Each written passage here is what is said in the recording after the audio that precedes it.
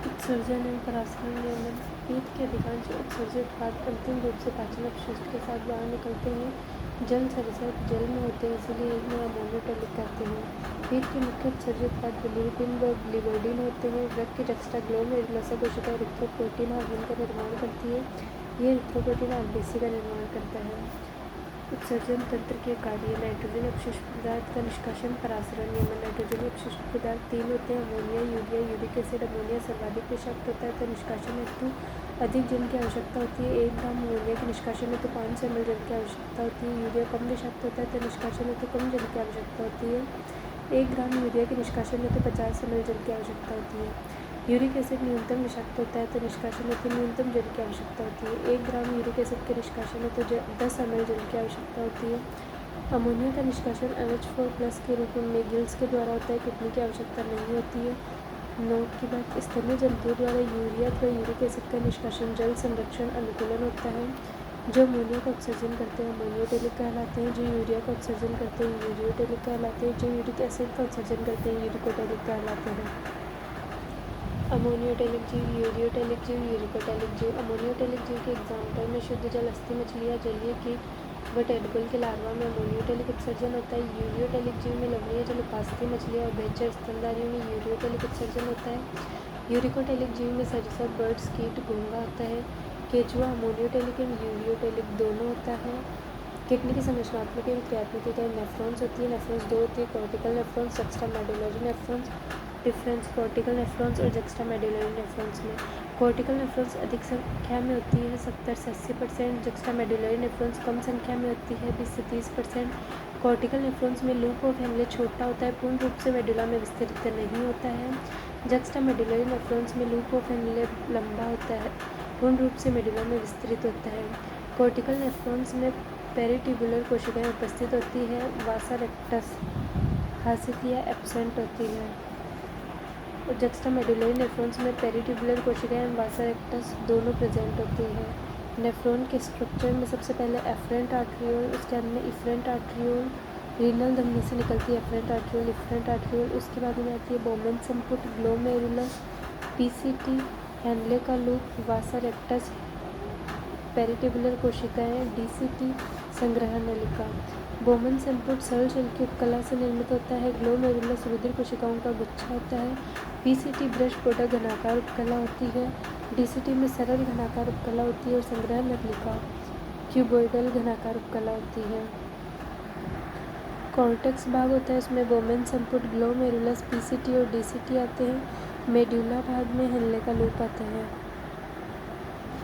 PCT को समीपस्थ कुंडलिक नलिका और डीसीटी को दूरस्थ कुंडलिक नलिका कहते हैं। बोमेन संपुट प्लस ग्लोमेरुलस संयुक्त रूप से मेलपिजियन काय या रीनल कार्पसेल्स कहलाते हैं।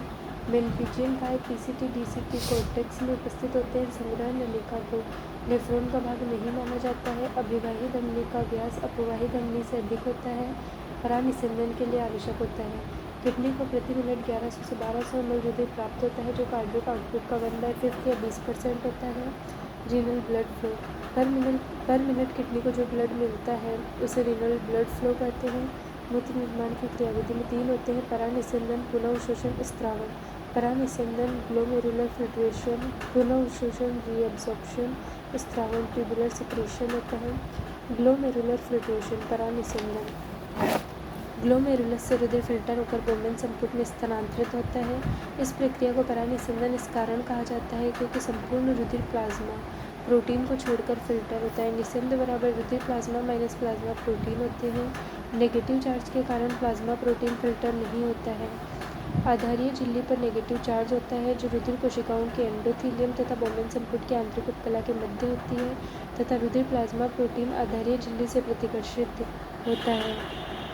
ग्लोमेरुलेशन फिल्ट्रेशन को प्रेरित करने वाले कारक में सबसे पहले निस्संदन झिल्ली, फिल्ट्रेशन मेम्ब्रेन, निस्संदन दाब, फिल्ट्रेशन प्रेशर आता है। निस्संद झिल्ली 3 परत से निर्मित होती है: ग्लोमेरुलस के एंडोथीलियम, आधारीय झिल्ली, बेसमेंट मेम्ब्रेन, बोमेन संपुट की आंतरिक उपकला। नोट की बात, नेफ्रॉन का अन्य नाम यूरिनिफेरस नलिका होती है। एंडोथीलियम में कई छिद्र पाए जाते हैं जिन्हें फेनोस्ट्रा कहते हैं। बोमेन संपुट की आंतरिक उपकला पर अंगुलीनुमा पॉडोसाइट कोशिकाएं पाई जाती है। यह दोनों मिलकर फिल्ट्रेशन स्लाइड का निर्माण करते हैं जिनमें निस्संद होता है। निस्यंदन दाब, नेट फिल्ट्रेशन प्रेशर या effective filtration pressure. Net filtration pressure NFB बराबर होता है GHP minus COP plus CHP होता है। GHP ग्लोमेरुलस हाइड्रोस्टैटिक प्रेशर होता है, ग्लोमेरुलस में हृदय का दाब। COP colloidal osmotic pressure plasma protein के कारण। CHP कैप्सुलर हाइड्रोस्टैटिक प्रेशर बोमेन संकुल में निस्यंद के कारण। GHP 70 mmHg होता है minus COP 30 mmHg plus CHP 20 mmHg होता है। तो नेट फिल्ट्रेशन प्रेशर 10 से 15 mmHg आता है। ग्लोमेरुलर फिल्ट्रेशन रेट गुच्छीय निस्यंदन दर 1 मिनट में किडनी द्वारा निर्मित या निस्यंदित या फिल्टर किया गया ब्लड ग्लोमेरुलर फिल्ट्रेशन रेट कहलाता है। GFR बराबर 125 ml पर मिनट तथा 180 लीटर पर डे होता है। रीनल ब्लड फ्लो 1100 से 1200 ml होता है। रीनल प्लाज्मा फ्लो 650 ml होता है। फिल्ट्रेशन फ्रैक्शन बराबर GFR upon glomerular filtration rate upon renal plasma flow बराबर 125 अपॉन 650 बराबर 1/5 होता है। पुनः अवशोषण लगभग 99 पुनः अवशोषण रीअब्जॉर्प्शन होता है। लगभग 99% निस्यंद का पुनः अवशोषण होता है। पुनः अवशोषण मुख्यतः PCT, DCT एवं संग्रह नलिका से होता है।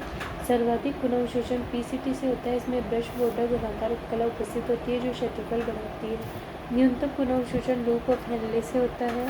लगभग सभी पोषक ग्लूकोज, अमीनो एसिड एवं 70 से 80% इलेक्ट्रोलाइट्स व जल का पुनः अवशोषण PCT से होता है। अविकल्पीय पुनः अवशोषण वैकल्पिक जल व लवण का पुनः अवशोषण DCT से होता है। संग्रह नलिका से जल का पुनः अवशोषण होता है। ग्लूकोज, अमीनो अम्ल, सोडियम का पुनः अवशोषण सक्रिय रूप से, जल, नाइट्रोजन, क्लोरीन आयन का पुनः अवशोषण निष्क्रिय रूप से होता है। नोट के बाद परासरण यानी पानी को खींचने की क्षमता होती है। स्त्रावण सिक्रेशन होता है। अधिक H+ K+ या NH4+ का PCT, DCT एवं संग्रह नलिका के द्वारा पेरिट्यूबुलर कोशिकाओं से निस्यंद में निष्कासन। स्त्रावण होता है pH एसिड बेस संतुलन या परासरण नियमन हेतु।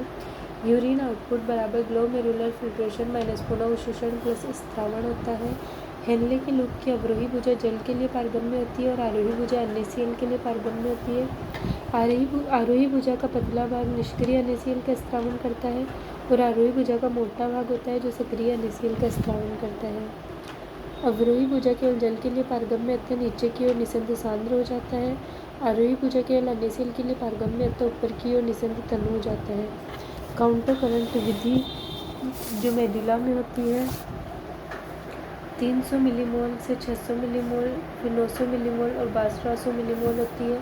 काउंटर करंट विधि में वासा रेक्टस, हेनले का लूप कार्यरत होते हैं। वासा रेक्टस को काउंटर करंट एक्सचेंज करते हैं और हेनले के लूप को काउंटर करंट मल्टीप्लेयर कहते हैं। और संग्रह नलिका हेनले के लूप की अवरोही भुजा जल के लिए पारगम्य और आरोही भुजा NaCl के लिए पारगम्य होती है और वासा रेक्टस की अवरोही भुजा NaCl को बाहर निकालती है और आरोही भुजा जल को एब्जॉर्ब करती है। और संग्रह नलिका होती है जो यूरिया को बाहर निकालती है। काउंटर करंट विधि के द्वारा मेडुला अंतराली क्षेत्र की परासरणता को बढ़ाकर सांद्र मूत्र का निर्माण किया जाता है। काउंटर करंट विधि में वासा रेक्टस एवं हेनले के लूप कार्यरत होते हैं। परासरणता को बढ़ाने में NaCl एवं यूरिया प्रयुक्त होते हैं। परासरणता बढ़ाने पर संग्रह नलिका से अधिक जल का अवशोषण और सांद्र मूत्र का निर्माण देखा जाता है। मानव मूत्र को 4 गुना तक सांद्रित करने की क्षमता रखते हैं। हेनले के लूप की लंबाई समानुपाती होती है सांद्र मूत्र के। वैसोडायलेटर वाहिका प्रसारक होते हैं जो 2 होते हैं, इसको याद रखते हैं हाथ से हिस्टामिन ANF। और वैसोकंस्ट्रक्टर 3 होते हैं, इसे याद करने के लिए आवश्यक है। Angiotensin second, vasopressin, ADH, serotonin होता है। उसके बाद में किडनी के कार्यों का नियमन। डाययूरेसिस का मतलब तनुमूत्र या अधिक मूत्र का त्याग होता है। वैसोप्रेसिन ADH इसका संश्लेषण हाइपोथैलेमस करता है। वैसोप्रेसिन ADH इसका निर्माण हाइपोथैलेमस करता है। जब शरीर में जल की हानि या कमी होती है तो ऑस्मोरिसेप्टर्स होते हैं हाइपोथैलेमस में जो प्यास के अंदर को उत्तेजित करते हैं जिनसे जल ग्रहण होता है और काय द्रव्य या रुधिर आयतन में परिवर्तन के प्रति संवेदी होता है। और हाइपोथैलेमस पश्च पीयूष ग्रंथि से वैसोप्रेसिन का स्त्रावण करता है जो जल का पुनर्शोषण प्रेरित करता है। ह्रास होता है रेनिन, एंजियोटेंसिन, एल्डोस्टेरोन सिस्टम। जब BP और GFR में कमी होती है तो किडनी में JGA एक्स्ट्रा ग्लोमेरुलर अपार्टस क्षेत्र होता है जो एफरेंट आर्टरियन की JG सेल, लेसिस सेल और DCT मैकुला डेंसा से मिलकर बना होता है। गेजीय स्त्रावन करता है। रेनिन किडनी में से स्त्रावित होता है। हार्मोन एंजाइम दोनों के रूप में कार्य करता है।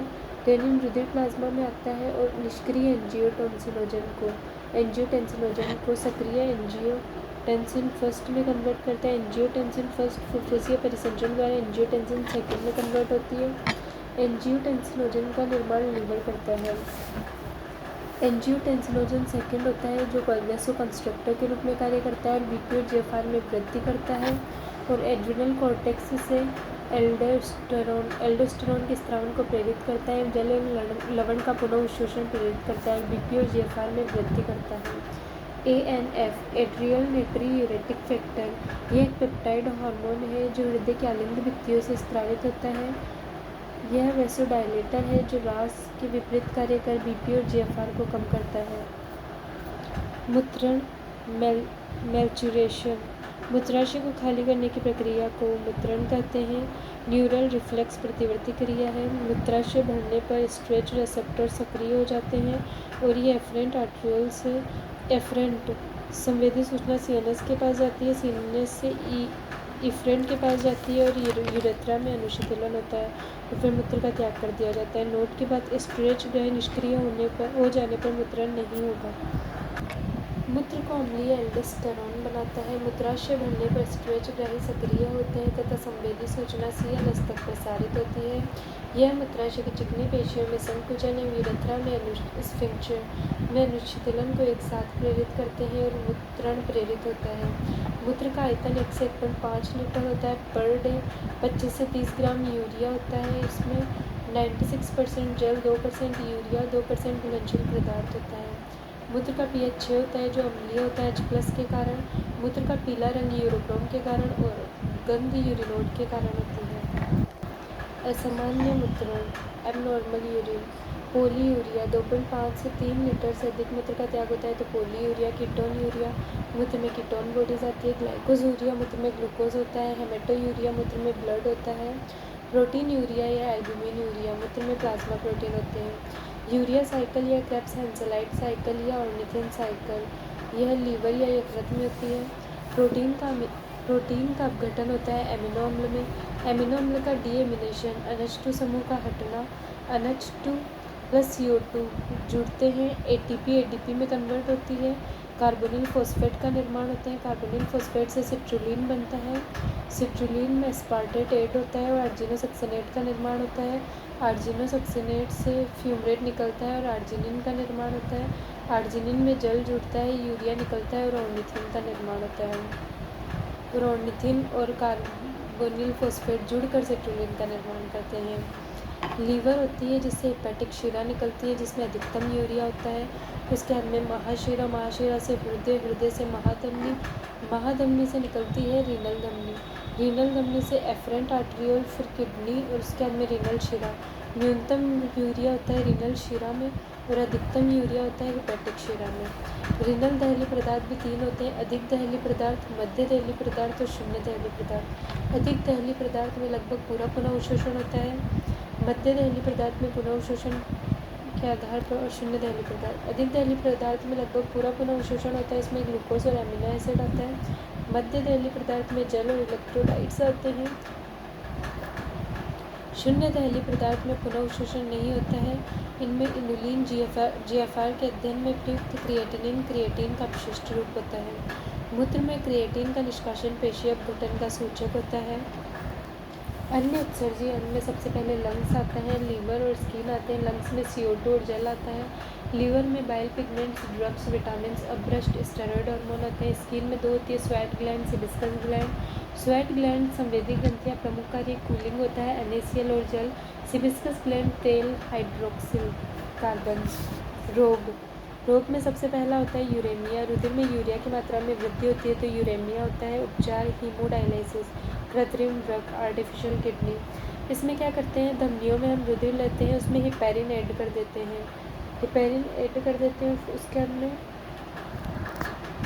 उसके बाद में सेलोफेन की झिल्ली होती है, उसमें डायलाइजिंग फ्लूइड होता है। उसका रासायनिक संगठन रुधिर प्लाज्मा के समान होता है, केवल इसमें यूरिया नहीं होता है। अब यूरिया रुधिर से डायलाइजिंग द्रव में विसरित हो जाता है। उसके बाद में आगे वाहिनियों में एंटीपेरिन एडिट करते हैं और शिराओं में रुधिर रिटर्न हो जाता है। नोट की बात, कंप्लीट किडनी या रीनल फेलियर होने पर प्रत्यारोपण किया जाता है, किडनी ट्रांसप्लांट किया जाता है। किडनी स्टोन्स, रीनल कैल्कुलाई या यूरोलोथियसिस, किडनी में कैल्शियम ऑक्सलेट के क्रिस्टल एकत्रित हो जाते हैं। ग्लोमेरुलोनेफ्राइटिस, ग्लोमेरुलस में शोध या प्रदाह, इन्फ्लेमेशन, कुछ अवस्था में इस कारण आधारीय झिल्ली का नेगेटिव चार्ज नष्ट हो जाता है और प्लाज्मा प्रोटीन मूत्र में निष्कासित हो जाते हैं। इसे ब्राइट्स रोग भी कहते हैं। नोट की बात, कई दिनों से भूखे व्यक्ति के मूत्र में यूरिया कम, कीटोन बॉडीज अधिक होती है। चाय, कॉफ़ी, अल्कोहल यह सभी डायूरेटिक पदार्थ हैं, मूत्रण को प्रेरित करते हैं। ह्यूमन किडनी की उत्पत्ति मीजोडर्म से होती है। नेफ्रोस्टोम स्थल पृष्ठीय पार्श्व हिस्से में होती है। T12 से L3 के मध्य। T12 वक्षीय कशेरुक, L3 लुम्बक कशेरुक होती है। नोट की बात, फेफड़ों द्वारा प्रति मिनट 200 ml CO2 निष्कासित होती है तथा पर डे 288 लीटर CO2 निष्कासित होती है। किडनी की बात करें तो किडनी के स्ट्रक्चर में किडनी का भार 120 से 170 ग्राम होता है। किडनी की लंबाई 10 से 12 सेंटीमीटर, चौड़ाई 5 से 7 सेंटीमीटर और मोटाई 2 से 3 सेंटीमीटर होती है। मानव किडनी रेट्रोपेरिटोनियल या एक्स्ट्रा पेरिटोनियल होती है, केवल अग्रीय भाग ही पेरिटोनियम से आवृत होता है। ह्यूमन किडनी के स्ट्रक्चर की बात करें तो यहाँ होती है renal capsule, cortex, renal colon, इसे कॉलन ऑफ बर्ताई कहते हैं। मेडुलरी पिरामिड होता है, रीनल पेपलाई होता है, कैलिक्स होता है, रीनल आर्टरी, रीनल विन और इधर रीनल पेल्विस और इधर यूरेटर होता है।